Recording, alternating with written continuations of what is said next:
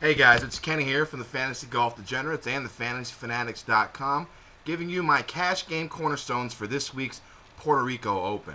Now, before we get into this week's tournament, let's recap my plays from last week's Arnold Palmer Invitational from Bay Hill. My four cash game cornerstone picks last week were Henrik Stenson, Francesco Molinari, Kevin Kisner, and Charles Howell III. Stenson screwed us again, missing the cut. He screwed me the week before when he withdrew. Not a good time to go Stenson back-to-back weeks in cash.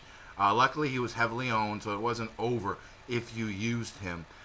He had some big numbers on Friday that kept him from making the cut, which is a shame because it would have been a great week for me if he actually made it. Molinari played well last week, finishing in 7th place with a score of -7.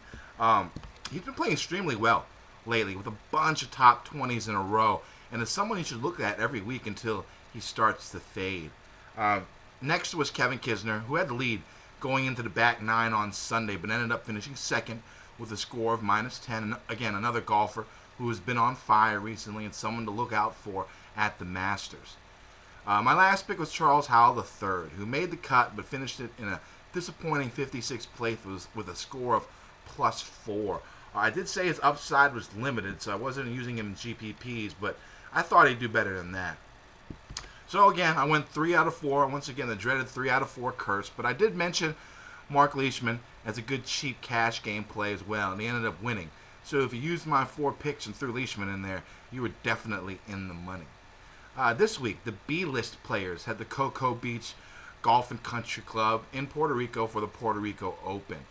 Definitely not a star-studded event, as most of the best golfers in the world head to Austin, Texas for the match play. But since we're degenerates, we're going to be playing the Puerto Rico Open on DraftKings. That's just who we are. The course has wide fairways, a lot of bunkers, water, and golfers will also have to navigate around some dense mangrove forests and sporadic palm trees. The greens use Seedorf Paspalum grass and will be slow and sticky. The course is wide open. It's acceptable to high winds. Rain is in the forecast as well. Some stats I'm looking for this week are strokes gained approach, par 4 scoring, proximity, ball striking, and strokes gained around the green. I'll be weighing these stats a little less than usual this week, at only around 45% because of the weak field. I'm going to take a bigger look at current form and course history. The weighting on the cheat sheet will be 30% for current form and 25% for course history. Now, let's get on to the picks this week. First up, it's going to be Graham McDowell at $10,300. G-Mac, he's been on a nice run lately, and he's been trying to improve his game so he doesn't miss out on the next Ryder Cup team. Missing last year's contest really stung for him, and he's definitely motivated to play well and make the team in 2018. He's made 10 of 11 cuts worldwide with 6 top 25 finishes in that span. He's never played this course before, but he has won on Paspalum greens recently, winning at Mayakoba in 2015. Now, he has the best resume out of anyone in this field, and I like his chances of contending this week against, this horrid field. The wind and the rain shouldn't bother him too much, as he grew up in Northern Ireland, currently resides in Florida, where wind and rain are the norm, especially early in the year. Next up, it's going to be Luke List at $9,900. List reminds me a little bit of Tony Finau last year. Finau won this event, but prior to his victory, everyone was asking if he could really win. We knew he had the talent, but could he actually put 4 rounds together and do it?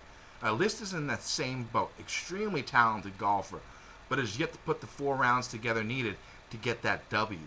Now, he's had an excellent fall, but he faded a bit during the West Coast swing. And now he's picked his game back up in Florida. His stats for the course are great. He's 38th in strokes gained approach, 73rd in par 4 scoring, 8th in birdie or better percentage, 32nd in ball striking, 46th in proximity. And he's also the number 1 golfer on tour in par 5 scoring. He's made both of his cuts here in Puerto Rico with a high finish of 15th last year. He hits it a mile, and as long as he can avoid the hazards, I expect him to be high on the leaderboard come Sunday. So the third pick, it's going to be Chris Kirk at $9,100. Now, first off, I think his price is low for a golfer of his talent in a field like this. It was less than 20 months ago that he was on the President's Cup team, beating Anibal Lahiri in singles on Sunday to take home the trophy for the Americans.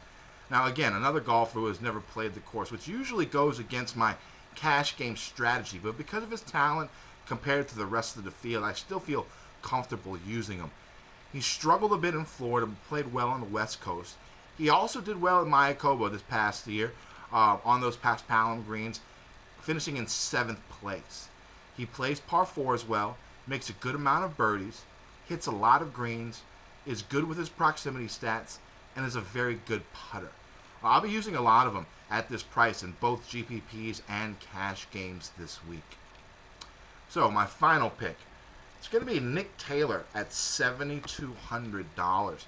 This Canadian lefty, he's been having a good season so far, making 9 of 11 cuts with 3 top 25s, including a 15th place finish at Mayakoba. He plays the par 5s well, and a lot of scoring needs to come from those 4 par 5s this week.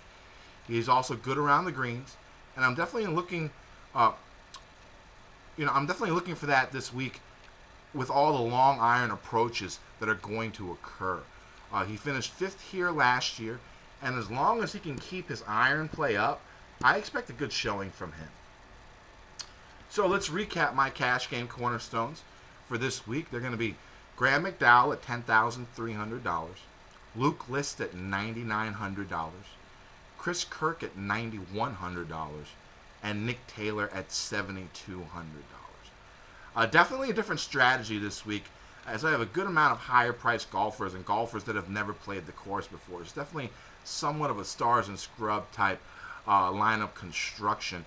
But in this weak field event, I'm going talent over everything else. If you roster these 4 golfers, you'll have $13,500 left. And with the prices going all the way down to $5,900 this week, you can still make a solid lineup with your last 2 picks. Some lower price guys I like this week are Jonathan Bird at $6,200 and Michael Bradley at $5,900. They don't play too often anymore, but whenever they come to Puerto Rico, they just kill the course. They play so well here. You can also look at Ryan Brehm at $5,900, who's made 5 straight cuts in a row on tour, and he's the minimum price, one of the minimum price golfers. All right, so that's it for this week.